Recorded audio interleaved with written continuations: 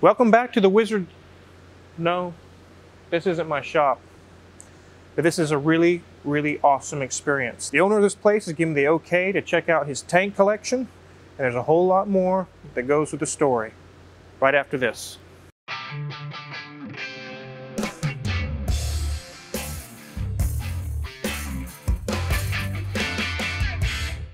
Well, we took a journey to Wichita, which is about 30 miles south of where my shop is, to take a look at these tanks today. Many of you know that I started my mechanicking on tanks in the United States Army. A lot of the tanks that I worked on are going to be a lot newer than the ones we're going to see today, but the owner of this collection has allowed me to come in today and take a look at it. Here in March, he's going to be open to the public. It's going to be called the House of Tank. If you guys are in the Wichita area or going to be in the Wichita area, come that time, we're going to have a link below that shows the address, the opening time, the hours, everything like that. It's going to be in a link. You guys are going to have to come check this place out. This is amazing. There's all kinds of countries represented here, all kinds of tanks. Let me tell you a little bit about my experience with tanks. In '97, I joined the U.S. Army and I wanted to be a mechanic. And they had openings for tank mechanics, specifically the M2A2 Bradley fighting vehicle. As you see in the picture, it's a medium-sized tank. It's not a behemoth like these. It was a combination of a tank and a troop carrier. We're going to see some of the troop carrier style tanks here in a little bit.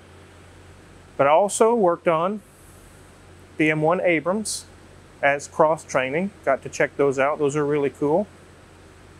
The M113 APC, which is a personnel carrier. The M88 recovery tank, which is a huge behemoth tow truck of a tank. That's all it does, is a tow truck. And of course, all your deuce and a half, 5 tons, Hummers, all those different things. I worked on those too. But really, I was a tank mechanic. So without further ado, let's start at the end of the line and work our way through this awesome collection, guys. This is amazing, absolutely amazing. I know you guys are excited because I'm excited. I haven't seen this type of stuff in a long time. You don't just go down the street and touch and feel tanks. It's really cool. I do apologize, it's raining. We're in a metal building today. I don't have control wizard powers over the rain, so I can't do anything about that. But let's start from the back. Tanks are typically, in a sense, rear-wheel drive. Armored personnel carriers will be driven in the front, but it really doesn't matter. It's a track. But this is the final drive. It's a big geared wheel, and each tooth of the gear fits into these like a chain, basically like a chain. The engine would sit right on the inside of there, on the other side of that steel. This is the transaxle, and this would be the drive of the whole track system. This here is a road wheel. All it does is carry the weight of the tank as it rolls along on its track. There's a shock absorber, and there's an arm, or a road arm. As you can see, it goes down behind this wheel. It's actually the arm that holds the wheels. And as you can see, there's no coil springs. There's no leaf springs. There are none. This is torsion bar suspension. There's a long bar to each and every set of road wheels that twists. And that gives it the suspension. That's the suspension of a tank. It doesn't matter really the make or the model or the country it came from. They pretty much all use that technology. These here are idler wheels that just holds the upper end of the track as it rolls along. That's all they do.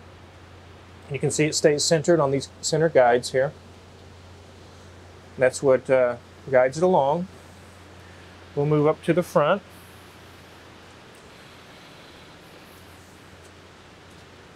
And this is the main idler wheel, where the track goes around and goes under.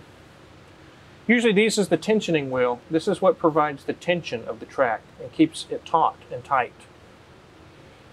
This one has like a cantilever style. Some of them actually are like a hydraulic pump with grease on the like a 113 APC. But this wheel specifically, the job of this wheel is to keep the track tight. Pushes out. So, keeps the track tight. This actually holds the weight of the tank. This just guides the track. And the very back toothed wheel that we saw actually is the power to drive the entire track. So that's how it works, guys. So anytime you see a tank on TV or watching a movie, you can watch it as it's going along and you can see those things happening just as I said they do. It's really cool. Let's move on to another one. So going off the chart that I have, I know that this is a Centurion and this is a Leopard. Again, guys, I'm not an expert on World War II type of history and stuff, but that's all I can tell you about it right now. Centurion, Leopard. As you can see, going into battle, just like you're driving your car down the road, you have flat tires, you have things go bad, your suspension breaks on, your brakes go out. That happens in combat just as well. That's why they carry spare parts on the outside of the vehicle. Here's a section of track. There's a spare road wheel. And if you go all along, there's another road wheel on top of the turret. There's spare parts all over the tanks. There's tow cables, all kinds of things, because they anticipate they're going to break down. When they did break down, I was the guy, while the bullets were flying, to go run out and try to get it back together so they could get it off the battlefield and get it repaired. I was trained, but I never did have to go to actual combat. I've never been overseas, I've never been to combat, and sometimes I wish I would have, but that's just the way it goes. But that brings to the next point, the anatomy of the body of a tank. Right as this gun goes down, you can see like a canvas style bag, it looks like. That's where it allows it to move and flex. Right below that is a dividing line. Anything above that is the turret. Anything below that is the hull. That's pretty easy to figure that out. But obviously the turret turns. It can aim and fire. The hull is the actual moving of the vehicle. I want to show you guys something really interesting that you would never know about the actual tracks. This one, as it's set up right now, is all metal. Metal, metal, metal, metal, metal. If you were to drive this down Main Street in the city you live in, it would absolutely destroy the concrete or the asphalt, especially asphalt. It would put permanent lines in the asphalt. This is made and currently set up for off-road use. It's made to grab into rocks or mud or loose soil and use it as traction. You would not want to take this down your street or your road. It would destroy it. Now let's move over to one that is set up for on the Leopard tank. Here we see rubber pads at every section or piece of track. These are bolted in from the back side, and this allows the vehicle to go over asphalt or be transport itself over roads and streets without destroying them. If they're going to have a parade and have the tanks go down the street, they're definitely not going to go down the street with the metal cleat sticking out. They're going to put the pads on.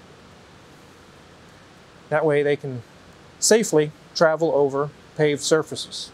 These two here actually have provenance. There's a Sherman and a Tiger tank. These were in the movies, guys. The movie called Fury. If you watch that movie, these two tanks that are in there are not some other people's tanks. They're actually these guys' tanks. These actual tanks are in the movie. So, it's really cool. I thought I'd share that with you guys. Look, more spare parts.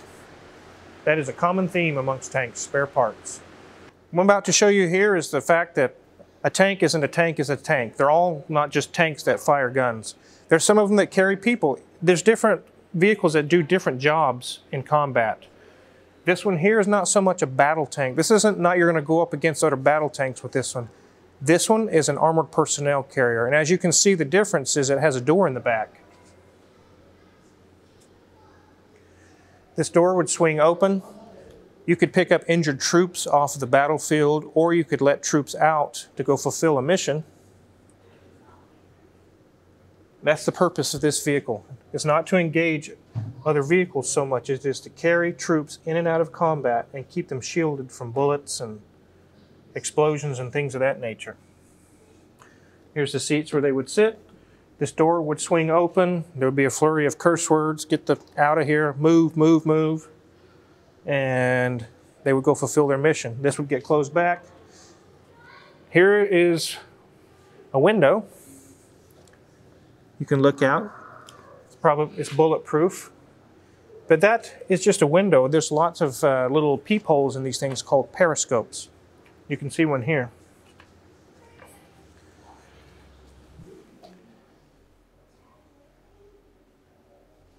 As you can see on that little bitty turret, there would probably be a machine gun on top, not a giant huge gun, but a little machine gun. And there's little periscopes all along there so that you could stay inside, protected from fire, bullets, as I mean. And you could look outside and see what's going on around you without this fear of getting a bullet in the face.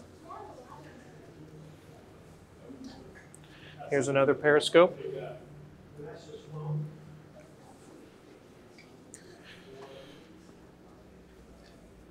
This little hatch here would be where the driver would be.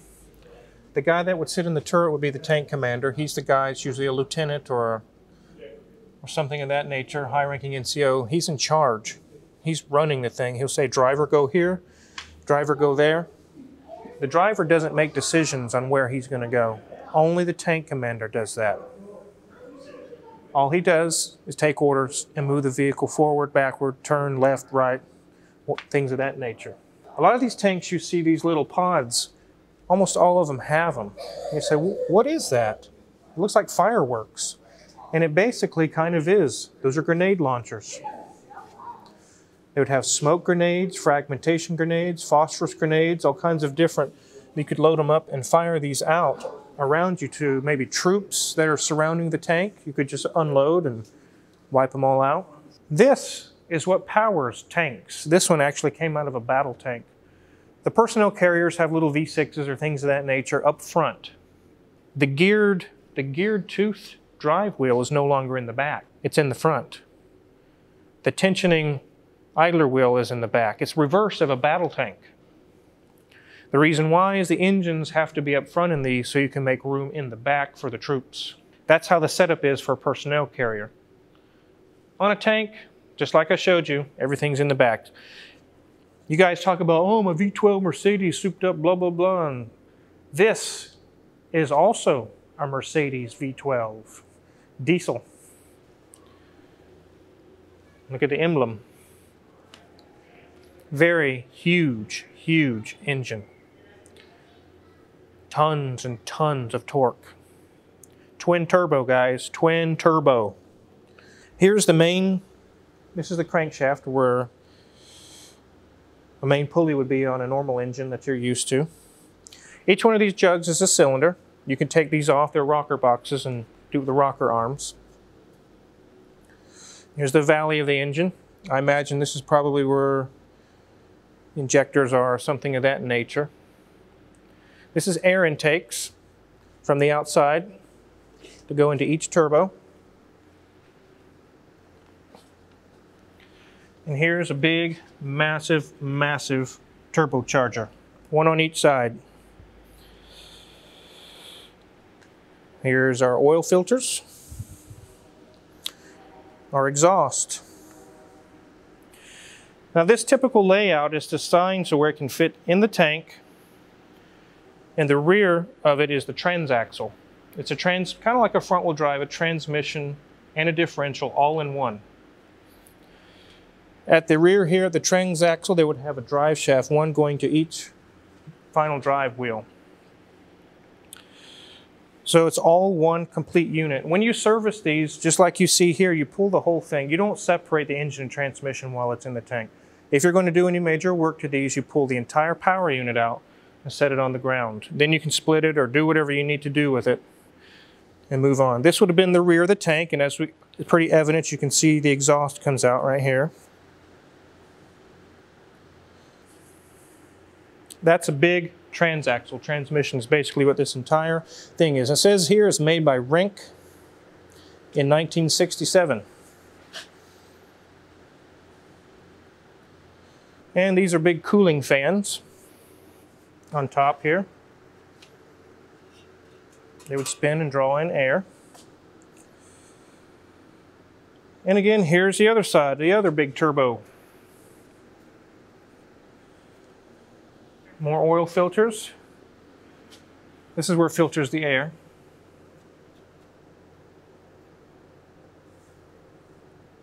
Here's an actual data plate on this engine. It's a Mercedes-Benz V109. Thanks for following along with me, guys. A trip down memory lane. This brings back good, fond memories of my days in the military. And again, like I said, we're going to have a link that I'll give you guys when it's ready for public view. I'm very thankful to the owner to let me take a look at this stuff today, and I hope you guys enjoyed it. I sure enjoyed it. You guys are not going to want to miss out when this place opens. You want to check this place out. So if you haven't subscribed, go ahead and hit the subscribe button. We've got many, many more cool videos to come. And again, thanks guys for watching, and thanks for following along today.